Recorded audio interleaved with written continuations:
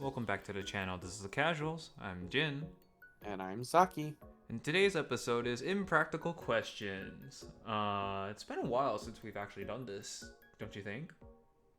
I think so, maybe at least a couple weeks. Yeah, I think 3 weeks was the last time we did the episode, if not 4.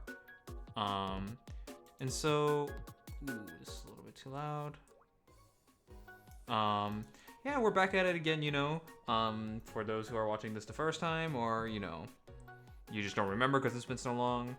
Impractical Questions is basically just a format of, Saki having very random questions that are thought-provoking and yet also provoking of questions that make me question my own sanity at times. And so, yeah, I guess we'll get right to it because usually this takes a lot of time, so we pretty much have to start right away. So I guess it's all yours, Saki. Floor is yours. Alright, first question of this video is, if killing people is wrong, then why do we kill people that kill people? Because there's one less killer. No, wait, that's not right. Because the argument could be made that if you kill someone, there's another killer that's made, technically. I guess a real answer is usually you would kill the people you would kill the individual who's killed more than one person. And I think if we look at it in a type of scale type way, I think that's a fair thing. You kill someone to stop them from killing any more than one person. If it's 1 for 1, you can argue that, that's not right, depending on the context, obviously. But if this man has been, killed multiple people, and he's going to be a threat, immediate threat to another, who knows, couple of people or maybe another victim, getting rid of him is not the worst idea, to be honest. Yeah, I agree. Especially what are they called? Like serial killers? Yeah, serial killers. Yeah, I agree. It's, at least those people, I should get is it death sentence? Death penalties, death sentences. Yeah, just to, keep the public safe from that one individual. Yeah, or, deal with them immediately on the spot. Usually, mass shooters happen to be another topic. But yeah, I would say it is completely fair to kill a killer, especially when especially when that individual who killed the killer has no intent to harm others after that point. Yeah, I'd say that's fair. Yeah, so that's that, I guess. There's not. I feel like it's also really really hard to argue against that. In a how do you say this? In a perfect world or a perfect scenario, you can argue in terms of perfect morals that it is wrong no matter what their motivation may be, no matter how good of intentions they have. Killing another person, even if they're a killer, is wrong, right? But that's on the that's on the theoretical side, and you're assuming the assumption is that it's in a perfect scenario, and perfect morals and everything, perfect world. World's not perfect. World's highly, highly far from perfect. It's ugly, it's dark, and so actions that would normally seem very bad in this perfect world is honestly the better option than most other cases, and usually lead to better outcomes if you can, in this case, which is killing the killer, would lead to a better outcome more than anything else. Unless, as I said, and I stated that, if the person who killed the killer has no intention of harming others after this point, and they solely did it out of their responsibilities to protect others, or their own well-being technically too, that's perfectly valid, honestly. Self-defense is better intention than, self-offense. And if the person has, the intention to harm others, then, that's where, things get, tricky, right? I want to not piggyback, but add a scenario. Mm-hmm. So instead of, just giving the person a death sentence, what if instead they put him life in prison, but in isolation? Would that be, basically just, solitary confinement? No, I was gonna say cruel and unusual punishment. It really depends. I really don't know, because again, this is a whole psychology thing. I feel like, where do you think, like, especially like mass murderers, right? Mass murderers are so far removed from society, right? That do you think they're even affected by being in solitary confinement at that point if they've murdered like more than 10 people? I don't know. That's another good question. So like, if it is clear that they do need someone, they need social interactions, right? Then that is a cruel punishment for them specifically in some cases. But in my opinion, right? Again, I don't know too much about the psychology of criminals or mass murderers, and you know what can even possibly go through their minds when making such decisions. But in my opinion, I feel like they're already so far removed from society that it's barely gonna affect them at all, being in solitary confinement. For life? Yes. Okay.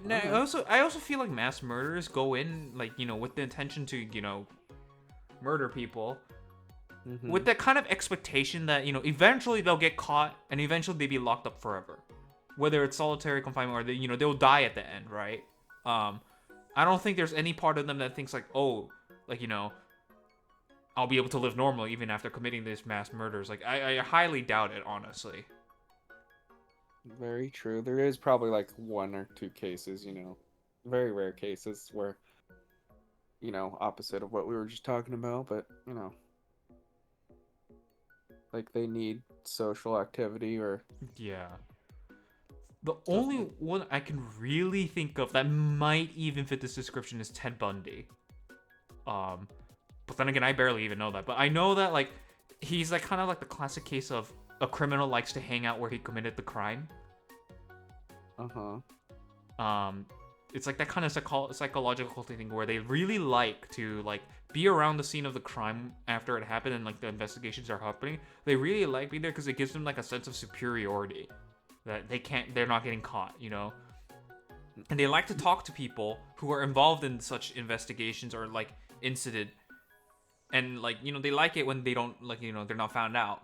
So I guess maybe like again, I don't know what fucking Ted Bundy even is like this, but like I feel like putting Ted Bundy in solitary confinement for life probably would make him maybe would fit this case where he would go insane, if he wasn't insane already. But like he would really hate it because he like there's a lot of interviews with him, a lot of he was known as like the guy to talk to a lot, but again, I don't know too much about him. I never looked much into it other than I've watched like maybe a couple videos about it, like very short informational videos, and I can't really make a judgment in terms of psychology. I can't make a psychoanalysis of someone like that based off of a couple videos. I'm just not well versed enough to make that kind of, I guess, decision. All right, I hear you. Okay, well, that was an interesting one. All right, so the next one, I guess we'll move on. It will have to do with Disney a little bit. So, why is Goofy considered a person and Pluto's considered a pet if they're both dogs? It's the same reason why humans are considered humans and why monkeys are considered monkeys. I guess it's just an evolution type thing. I guess, but what if we don't bring evolution into this? Let's say people don't believe in evolution. Then frickin' Goofy is a psyops by the government. He was manufactured to be that way.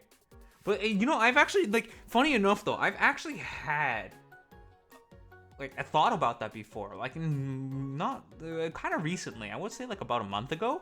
I didn't really think too deep about it, but I remember some like conversation brought up Goofy, right? It might have been like someone was talking about Kingdom Hearts, and they mentioned Goofy, and then suddenly I just got thought about like, oh hey, didn't like Goofy like have a dog, even though technically Goofy himself is a dog. And then I just kind of left it at that, You're just like, I probably shouldn't think too far into that. Yeah, because like in the end, right? No matter how much you speculate, in the end, like Disney's never gonna give them that kind of backstory. Like I mean, they have given backstory to Goofy himself. Like there's a whole series about it, right? If I'm correct, like there's a TV show, back then. So, yeah. But like they're not gonna obviously explain like what could have possibly happened, like the theoreticals of why there are existence of dogs in the world of whatever that world is. that Disney World, whatever, of Mickey Mouse, Donald Duck, Goofy, and Pluto existing, and Pluto being a regular dog, and Goofy being somehow a humanistic dog. So honestly, like I thought about it, I was just like, it feels too weird to think about it, just because like at this point the ship has far sailed off into the distance. What are you gonna do about it? Yeah, I get you. All right. I guess we should just leave it at that before Disney decides to take down this video. Yeah, it's just like all of a sudden government, like people in like mysterious like outfits, you can't identify, and breaking open the door, have guns pointed at me. You talking about Disney? You're not allowed to do that. All right. I guess we'll move on. Yep. So our third question today is, why is the objective of golf to play the least amount of golf? Because they'll get too tired after. I mean, they already play for like hours on end, like in the tournaments. Yeah, that is true. How do you not get tired from just, playing for hours on end when you want to kind of like speed up the process? Like, I'm sure most of them, like, well, hopefully they would have something else to do, but it takes a lot of time. I've played golf and it takes a lot of time. Here's the funny thing, though. I think so. Just to clarify again, what was the question, just in case? Why is the objective of golf to play the least amount of golf? So, I guess it's because it's impressive, right? There is technically another sport where I can think of this, like, not similarities, but like they have almost like that kind of similar not rule set, but like outcome, I guess. And yeah, and so if I have to explain it, I think the objective of why to play the least amount of golf is because it's impressive. I think overall it's impressive to be able to swing and hit a tiny ball. Obviously there's been manufactured, like, specifically manufactured clubs, golf balls, and everything. There's a whole science to it, right? But like the impressive part is you're able to swing that ball and make it go super far on a course that's also super far most of the time, not all the time, along with obstacles. And so you getting to that end goal in the shortest amount of, I guess, effort, technically, quote unquote effort, is impressive, because normal people would take a lot longer to do it, right? And when I mentioned another sport, kind of like that's very like there's almost zero like any similarities between them. There's none. It's just what I'm about to bring up is baseball.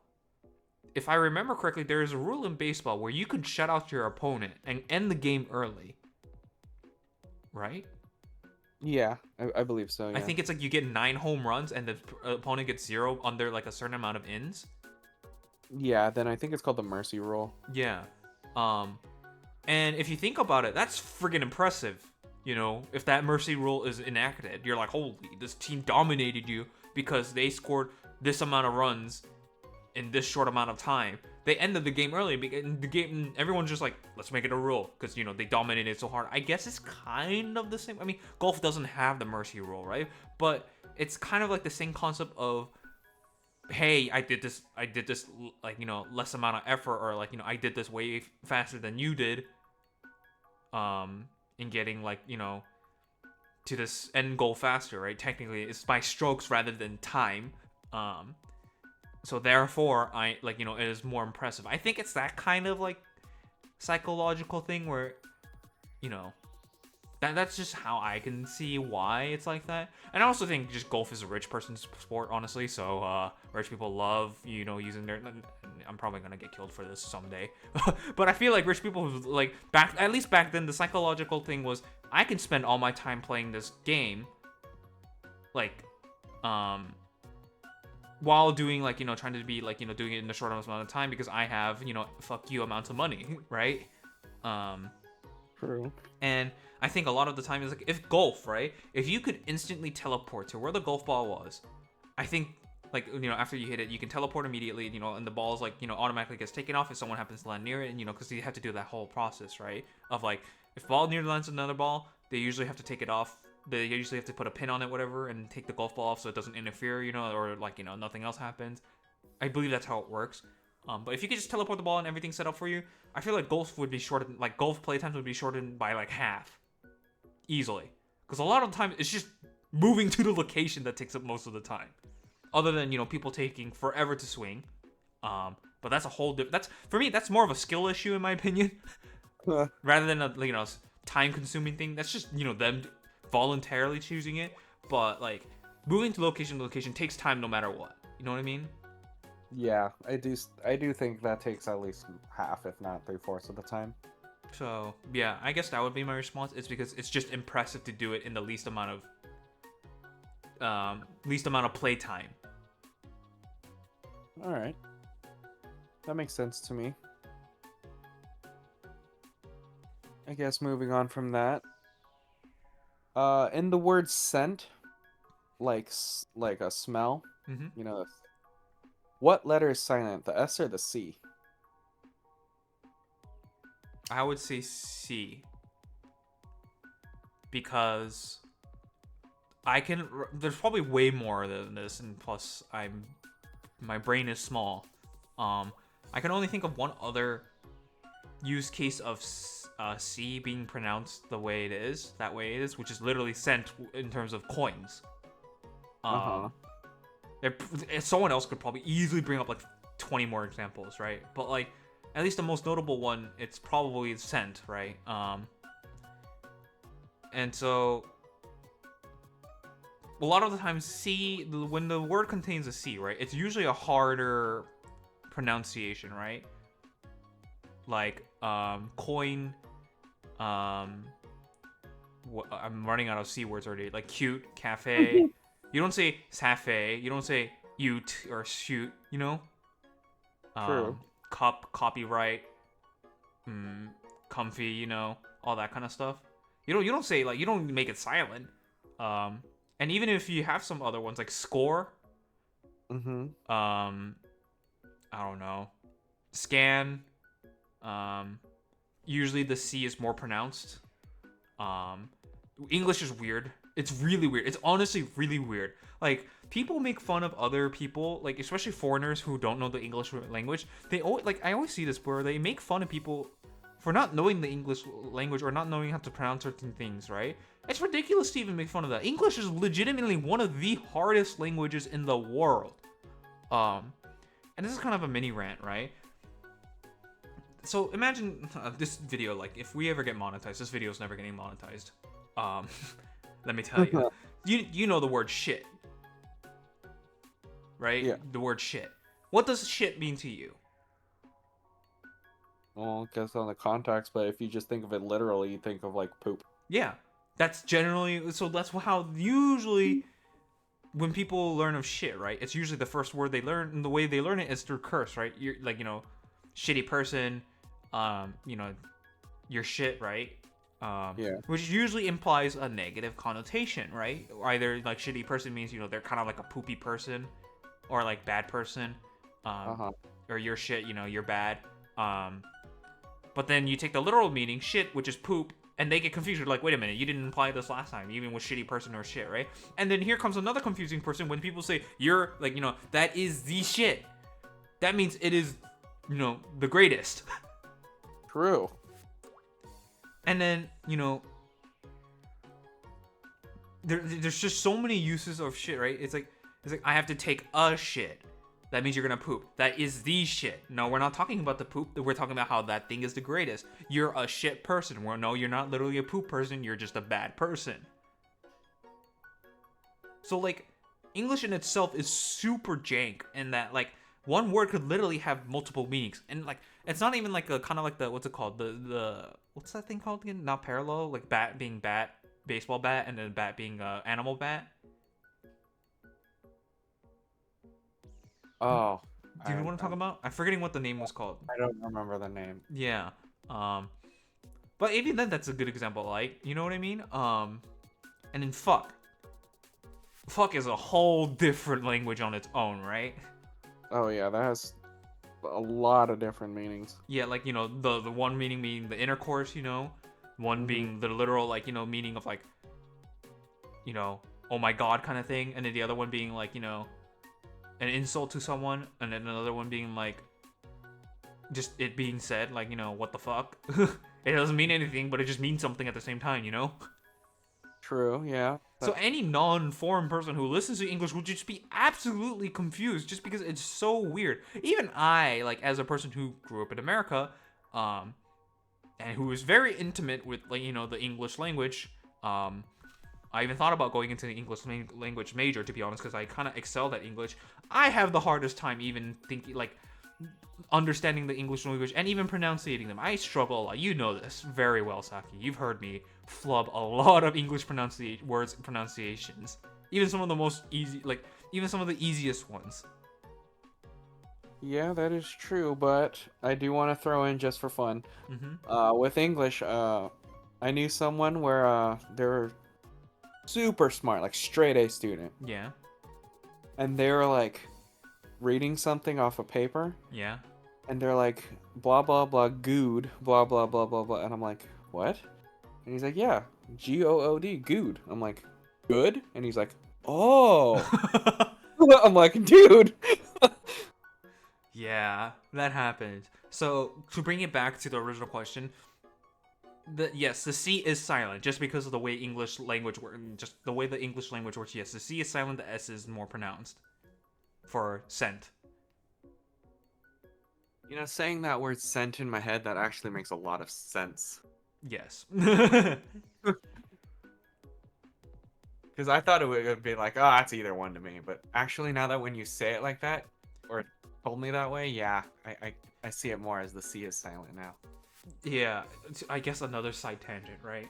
Mhm. What do you think of the word when you see GIF? I think of it as GIF. A lot of people say GIF. It drives me fucking insane that people say GIF.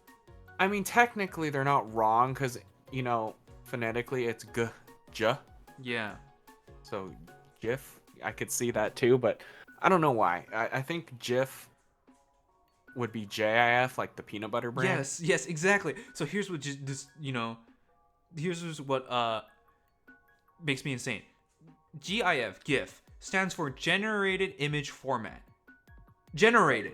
How do you say gen? You don't fucking say Generated. Generated. You say generated. It's the same thing with Genshin Impact, right? People say so people say like it's the same thing with Genshin, right? People say gen. I don't know where gen comes from. I do understand where gen comes from. It comes from the actual pronunciation from Asian countries, right? Genshin Impact. But if you break it down to GEN, right? It's Genshin Impact. People made fun of this woman for saying Genshin Impact, and I was just like, she's not wrong. She's technically correct in all accounts by English language. It's supposed to be gen, because do you say generator or do you say generator? You don't say that. You don't say generator. It's not Genshin Impact. You don't say generator. You don't say freaking generation. True. You say generator. You say that. Like, you know what I mean? It drew me nuts when people were saying, oh, Genshin Impact is not correct. Because technically, funny enough, it's kind of the opposite of what you asked, right? With the phonetics being, GIF and GIF being correct. It's kind of like, this is the opposite. Genshin Impact is literally the opposite, because Gen is now the correct version, where it sounds more like a J. Right. So, English is whack. It is very whack. Because, yeah, phonetically, a J, I believe, is just J. Yeah. And G is good J. Yeah. So, English, makes my brain hurt. yeah. All right, let's move on. Hopefully this won't be as brain numbing. If a cyclops were to close its eye, would it be considered winking or blinking? Blinking. Blinking? Yes, because I think winking is specifically when you have the action of two eyes. I think that's literally, like, there's no other way you could say it's winking, because if you only have one eye, you can't really, blink, if that makes sense. Or not blink, wink, because you don't have another eye to suggest that you're winking. Okay, yeah. So that's it. Like, I feel like that should really be the end of the discussion, in my opinion. Like, it should be done and shut right there because literally, I don't feel like you cannot argue that a Cyclops will be winking at you if it closes its eye once. True. Okay, I guess we could just cut it off right Yeah, there. because like if you think about it, in order to wink, you need to have something else to make it into a wink, right? Because like it's the same thing like it's like almost like what's it called? Not pizza. What's it called?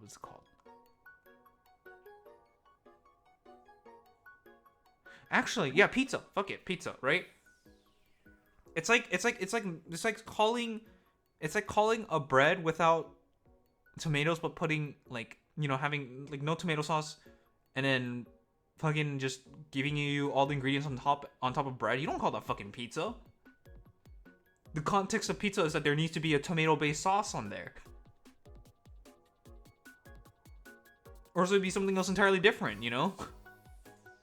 True. So in my opinion, that's the same thing for winking. You need the other eye to be like, to have that as a context as to whether or not this person is winking or blinking at you. And if the Cyclops only has one eye, he cannot suggest that he's winking because he does not have the other eye to suggest that context. I guess so, yeah. That makes sense to me. I guess we move on to the next one. Yeah, I mean, that's done and done. All right. Next one is, are children who act in R-rated movies allowed to watch the film when it's done and, when they release it? No.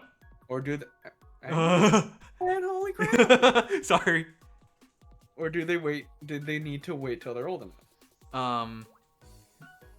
They need to wait till they're old enough. Legally, they need to wait until they're old enough. It's weird. I know exactly a case about this, by the way. That's why I responded so fast, because there was an exact case about this. Isn't that crazy? I'm not surprised. But you know the Stranger Kids? Stranger Things kids? Stranger Things, sorry. Stranger Things. Yeah. One of the actors there is legitimately a kid. He is not allowed to watch the show legally.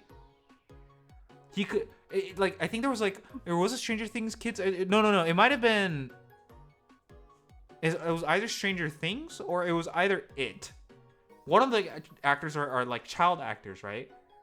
I'm pretty sure it's actually Stranger Things. But they went on a show and they were like, yeah, I can't watch it because I'm literally not legally able to. I mean, obviously, if he watches it at home, no one's gonna stop him from watching it. They can't watch, the watch police is not going to be there. But if they were to be premiered on a theater, you would legitimately get denied to watch the movie, even if they know you are in that movie and acted in it, because the connotation of acting in a rated R movie is slight. I can understand too. It's very different than actually watching the final product, because a lot of times actors don't watch the final product during production.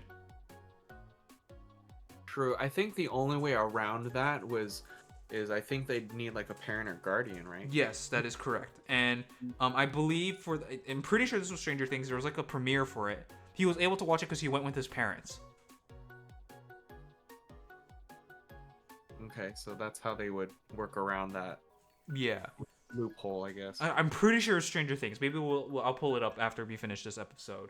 But I just remember it being so funny because they asked him were you even allowed to watch the movie? He's like, no. You acted in it. He's like, I know. Well, good to know. Well, if you're a child actor in an R-rated movie, get your parents to go with you. Oh, and also just to add on, being a child actor does not mean they're having the time of their life doing whatever. There's actually from what I know, it's very, very strict for child actors in terms of procedures and how they do things and how they proceed with shooting. I know, from what I understand, it's super strict. You have to go to school after a certain after school you go and you film for a set amount of time and then you have to go home and you must be accompanied by a guardian at all times. That kind of thing. It seems obvious, but most people don't think about it.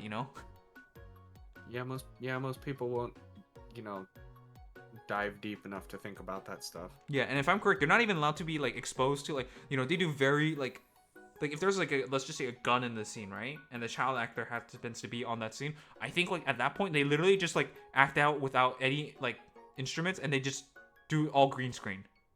They just edit it in. Because I think there's strict laws about that too. Okay, that I didn't know. I'm pretty sure. I remember there being a like video talking about like one of the people who was experienced as a child actor, like, no, it was a Reddit post. That's what it was. They like talked about what their experience as a child actor before, and it was pretty wild. That it was super super strict, like way stricter than I thought it would be. Hmm. I knew there were rules, but I didn't know there were, very, very specific rules. Yeah. How many questions are we at? I think we just finished 5. That was number 6. Number 6. All right, cool. Number 7. Can you stand backwards on a flight of stairs? My brain just short-circuited trying to imagine that. See, I don't think you can. You said, can you stand backwards on a flight of stairs? Yeah. Alone? No. If there's someone else, yes. But let's say you're going down and they're going up, right? Or vice versa. You're still even with the other person there, it's for you, right? Mm-hmm. Can you stand on it backwards? Mm-hmm. I don't think you can. Even if there's another person there, because you're just going down and they're going up, or vice versa, you're going up and they're going down. Like, it's maybe on an escalator, where it's specifically going one direction. Yeah, so the reason why I said no when you're alone is specifically because no matter how you put it, there's no one else to specifically put that direction, right? So I guess the better way of putting this is no if you're alone in the context that there's nothing else but that stair and you, right? You're not going backwards because your destination in the end is there, right? However, if let's say there's an object, right? At the top of the stairs or bottom of the stairs, right? And you face towards that object and you start walking backwards. You are technically facing backwards. Towards and you face backwards. Sorry, you face backwards towards that object, and then you start moving either from or away from it. You're at that point you have an anchor point in which that you can reference a view from, and whoever's there would be like, yeah, you're facing backwards.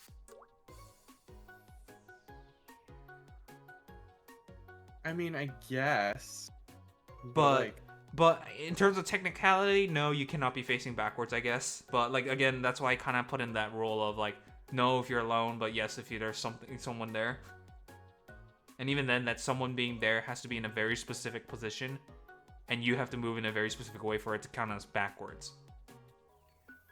I would say so, yeah. Because let's say that that person's there and they say you're going backwards. Mm-hmm. Can't you just say no? You're going backwards. I guess if that person's moving too. What if they meet halfway in the middle, and then they're like, "Hey, you're going backwards," and you're like, "No, you're going backwards." Like, true. I also guess it also has to do with the intent, right? Because if let's just say they're going up the stairs, right? Let's just say they're at the middle of the stairs, or they're at the bottom of the stairs, and they have to go to they're going up the stairs, right? But for some reason, wait. The question doesn't involve movement; it's just standing. Oh, standing. And you stand backwards on a flight of stairs.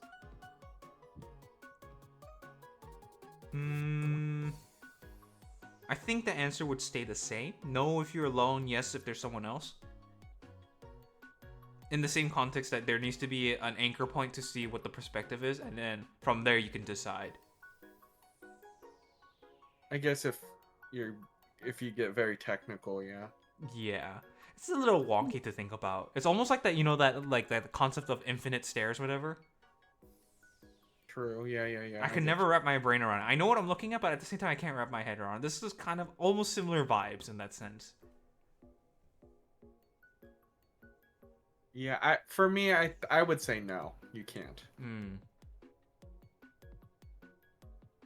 Yeah. Based purely on the question. Yeah, I agree then. I did add in an extra condition after all. Yeah. So yeah, guess that's it for now. Guess to the next question. All right. If you hate haters, does that make you a hater, and will you hate yourself? Yes. by its core, I guess, like core, not definition, but like core actions, yes, you should hate yourself for being a hater of haters. But in reality, I think obviously its reality is way different, but there's a lot of subtle context that needs to be taken in to as to what you're hating about, what the hater is hating about, and why you hate, that hater, the hatred that is coming out of that hater, because if you hate someone who's just hating on a game, not in the sense that they're truly being hateful of it, they're just being a hater because they don't like how they don't like popular games, right? That's fine. They can hate the game if they want, whatever, right? And if you hate them, then you're hating them for being a hater, then that's hypocrisy there, right? True. Especially when that intent is clear from that person who's hating it. However, in my opinion, if you hate, let's just say, gay people, right, and you genuinely believe that they do not deserve to live, right, you can hate on that hatred of gay people, and I don't think that's hypocrisy, because you are not hating them to the point of you think certain people should not be allowed to, certain individuals or certain groups of people should not allowed to be lived. You are simply you are hating that concept of that hatred reaching to that point. Does that make sense? I think so. You might have lost me, but I think I get what you're saying. So I think, and rather, the extremity of the hatred is really dependent here. So again, as I explained before, let's just say someone's like, oh, I hate this game because it's popular, right? And you're like, well, I hate the fact that you are hating on this game for the sake of hating it, right? I think that's a little bit little bit of a hypocrisy, because then at this point I feel like it's not that extreme, it's not that severe for that person just to hate a game because it's popular. But then again, usually people don't hate it, they just dislike it, rather. They don't hate it. But I'm just saying, for example, right? Yeah. But you hating that person, hating that game, my god, there's a lot of hate. But you be like, hey, you hating that game, I hate that, right? So I would say that makes you a hater too. You're kind of in the same group, kind of like the mirror reflection, I guess, you know what I mean? But let's just say there's an individual who's like, I genuinely believe gay people should die. That is not a good thing, right? That is hatred for, the gay community, the gay individuals. And you go, hey, I really hate the fact that you are hating this type of individualistic characteristics or group, right? You are taking it like, I hate that, and then you're like, I hate the fact that your hatred goes that far. Does that make you kind of like the same level of their hate? I wouldn't say so. Because especially when you're like, you yourself are, and I guess it also depends on how much you hate that too, right? If you're just like, hey, I hate that idea, that you're going to the point where of that hatred of, wanting to think that, that invalidates someone's rights to live, right? I don't think that's on the same level, right? Unless you're like, hey, you should not be allowed to live because you hate that, they hate that, group or individualistic characteristics, then that's kind of like you're basically looking at the mirror again, if that makes sense. Yeah, okay. I get you. That's what I mean. So, does hating make you a hater? Hating a hater make you a hater? Yes. I think by default, yes, it would. But the subtle context or details would be the level or extremity of hatred that is being projected onto both groups. Okay, so in the end, you'd still hate yourself, though. Yeah, you should. Because it says the questions, if you hate haters, that make you a hater, and will you hate yourself? Yeah, I feel like, and if it's on the lower end, then yeah, you should hate yourself for being like that. All right. In terms of, logically, but humans aren't logic, so in reality, like in actuality, that's not how it's ever gonna pan out, unfortunately. Yeah. Oh yeah, I guess next question. All right, next one. Do you think animals ever commit suicide? Yes, absolutely. I would agree. Um, I believe there has been cases where animals do commit suicide. One of them, the famous ones being the fucking SeaWorld. Whales and dolphins, especially the whales, they killed themselves. The killer whales killed themselves because they could not stand being in a tiny aquarium. Do you remember those articles? I do from a while ago. They Yeah. legitimately banged their head against the wall to kill themselves. Because their fate was worse than death at that point, they thought. And, I agree with them. Putting that big of an animal in a small aquarium for the rest of your life, I'd rather die if I were them, I would agree. Be like, yeah, I would take that way out, So yeah, animals have definitely, I feel like, I want to know if they understand the concept of suiciding, and like in terms of on the level that we do, Right. But there has 100% there has been cases where animals have intentionally suicided. I agree. I was thinking of just like, because I remember I had a goldfish once and it jumped out of the bowl. Oh. But your idea works too. Yeah, I don't know. My mind immediately went to the SeaWorld, like, I think it was the killer whales that, like, or whales. It might have been one of the two that just, you're just like, fuck it. I want to die. I literally don't want to be in this part of the world anymore. So, yeah. Animals do suicide. Unfortunately, but yeah, that makes sense. Alright, and the last question for this video. This should be a pretty easy one. If you're wasting time but you enjoy it, would it still be wasted time? No. I agree. Because at that point, it should no longer be classified as wasting time. Because here's the issue with, I guess this is more of a context or perspective issue, right? If the person is enjoying whatever he's doing, you have no right to say he's wasting his time. Like, that's what I never get, right? If someone, let's just say, is playing games instead of, like, who knows, working out, right? But like, he's genuinely happy playing games, you cannot go to him and be like, hey, you're wasting time, go work out. That's bullshit. Honestly, that is so bullshit and heinous things to say to someone who's enjoying their time. But question doesn't involve other people. Yeah. So I understand the concept of thinking, like, enjoying something, right? But then you start to get yourself, oh, I'm wasting time, right? Yeah, you can be like, yeah, I'm wasting time, but does this make you happier? Yeah. Then I would say you're not wasting time. You're doing something that makes you mentally in a better place than forcing yourself to be in a mental state where you aren't exactly the happiest. And I understand there are things that you should do, regardless if it makes you mentally happy or not. Let's just say, like, cleaning the house. You should clean your house, in my opinion. That is one of the things that you should not disregard your responsibilities for, right? Obviously, people might think like, oh, I'm wasting time cleaning my house because, what's it called? Or no, I feel like, yes, it's just basically yes and no, but also no, more on the no side, because let's just say, like, oh, I could be working out, but I'm playing games. I'm wasting time. No, you're not. If you're happy you're playing games, so be it. If you feel like, if your objective goal was to play games, right, and you are playing games, you have not wasted time because that was your goal from the beginning. Now, if you were to be like, hey, I need to work, like, I have a goal of working out, and then you go play games, even if you're happier, I would say, yes, you're technically wasting time because you already had set that initial goal of, say, working out. Then, Okay. That context changes. True. Let me throw a scenario then. Okay. Just for our last little tidbit.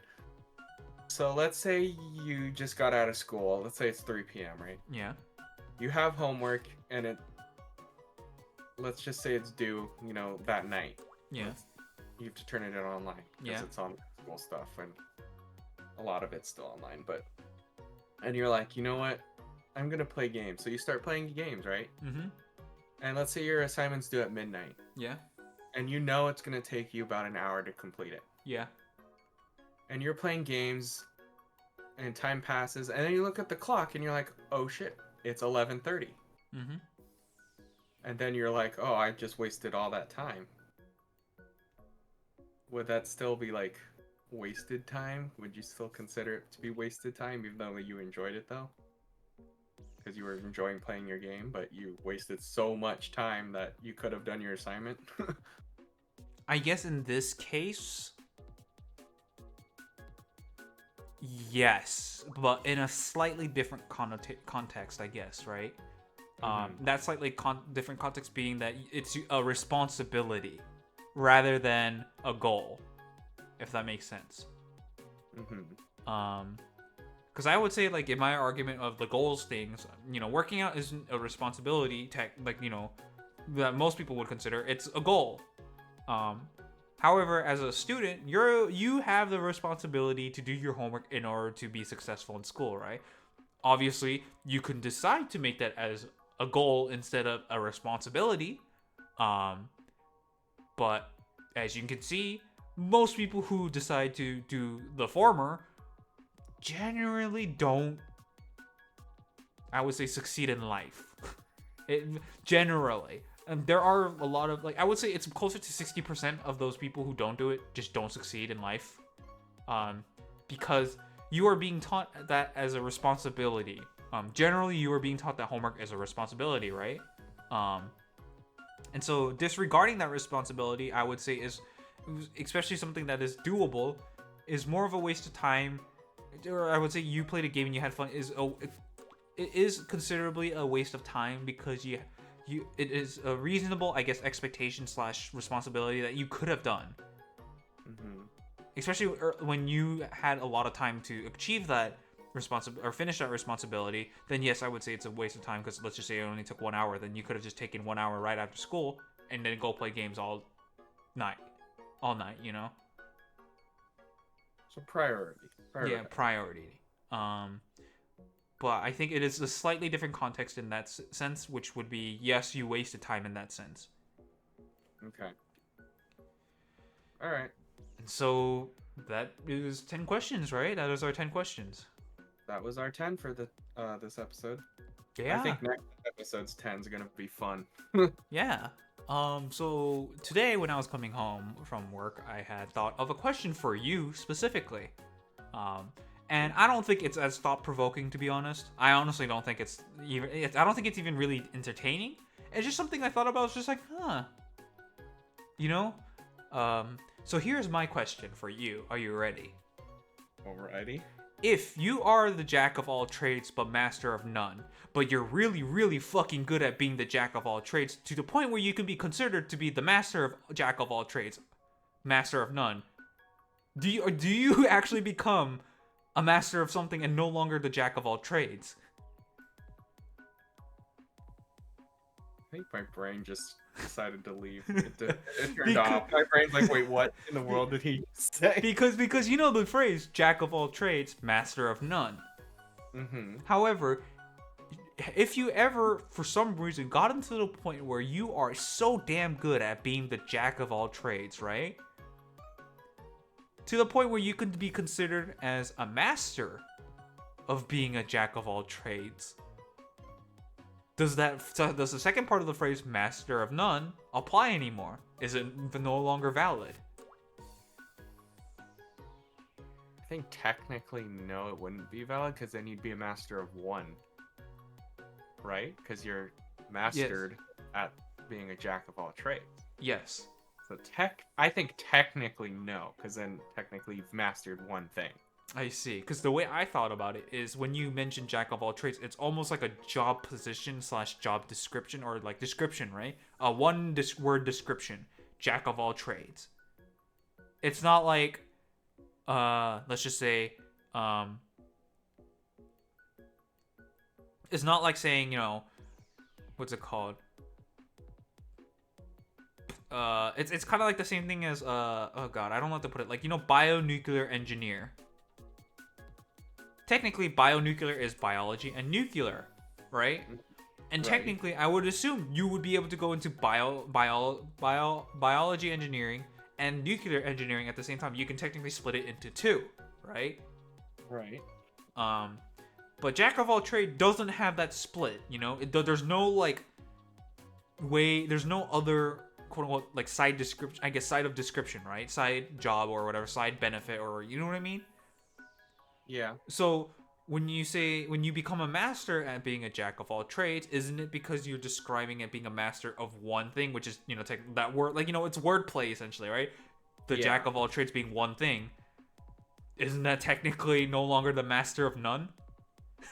Yeah, right? You'd be master of one thing. Which is being the jack of all trades. So the phrase of jack of all trades, master of none no longer applies. Right. That's the way I thought about it, but I didn't know if you thought about it that way too. I was just like, oh, might as well, tell Yusaki about it, and here we are. Yeah, that was a good one. I like that one. But yeah, I would technically say you're a master of one. Because master of jack of all trades. So you're saying it does not apply, or so you're saying jack of all trades master of none no longer applies once you become the master of jack of all trades? Yeah, I would say so. No longer applies. I kind of thought of the same way too. I think we got there different ways. Yeah, but I'd say different ways, but we ended at the same ending. Yeah. I think it's kind of weird. I just thought about that. It's like, can't you technically master being a jack of all trades, and then you're no longer allowed to say jack of all trades, master of none? Yeah. So yeah, that was just the thing I just wanted to throw at you. Maybe I'll have one more, more in the future episodes. I don't know. This was just kind of like a light bulb thing when I was driving home. So we're getting to the end of the episode, so I'm gonna have to end it here. So I'm Jin. And I'm Saki. And this is The Casuals, and we'll see you next week. Bye-bye!